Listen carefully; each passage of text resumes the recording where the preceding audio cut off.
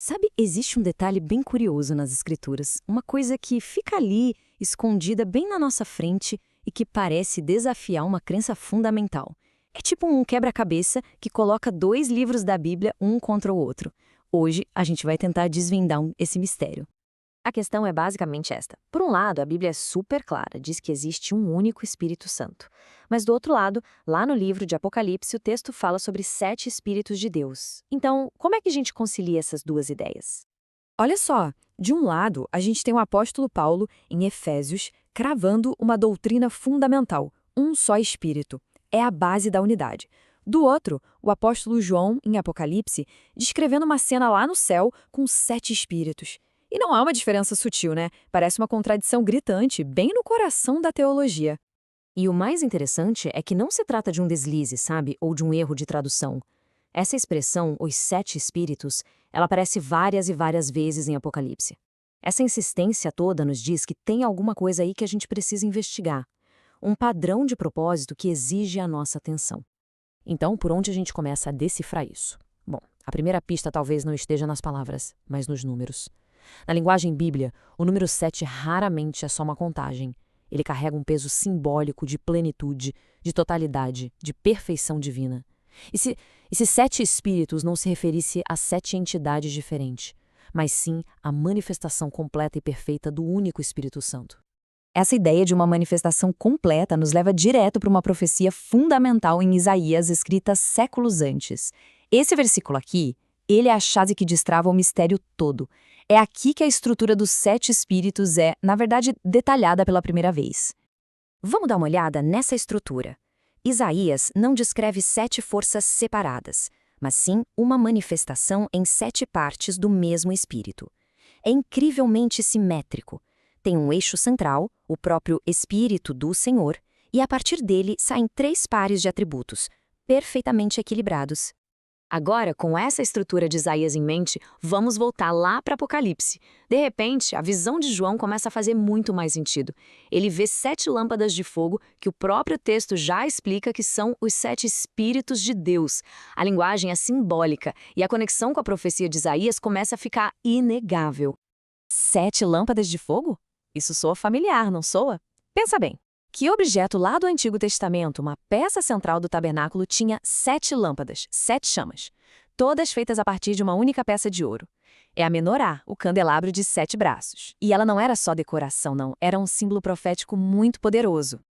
E é aqui que tudo se encaixa de um jeito impressionante. A estrutura da menorá espelha perfeitamente as 7 manifestações de Isaías. A haste central representa o Espírito do Senhor, e os 3 pares de braços correspondem certinho aos pares de atributos. É uma imagem física de uma realidade espiritual muito profunda.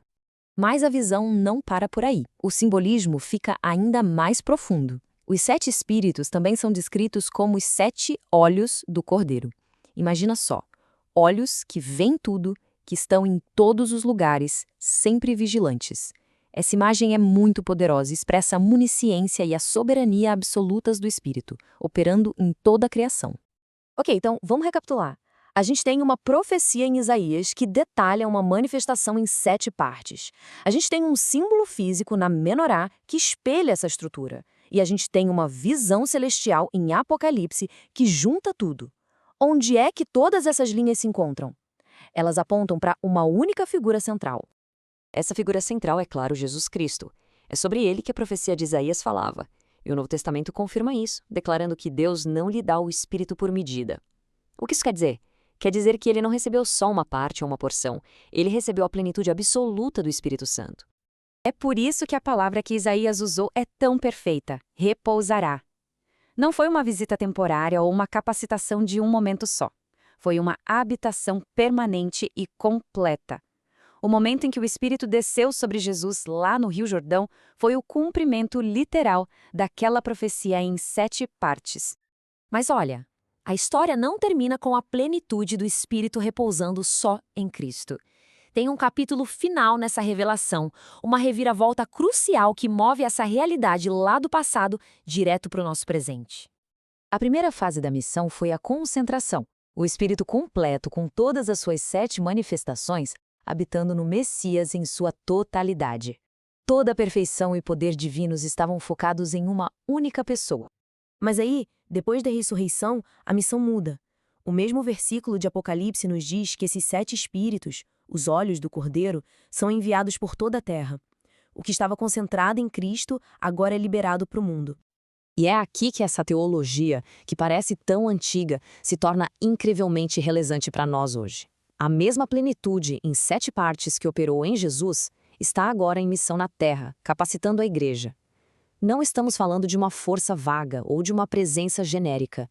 Estamos falando do Espírito Santo completo, com toda a sua sabedoria, conselho, fortaleza e poder em ação no mundo.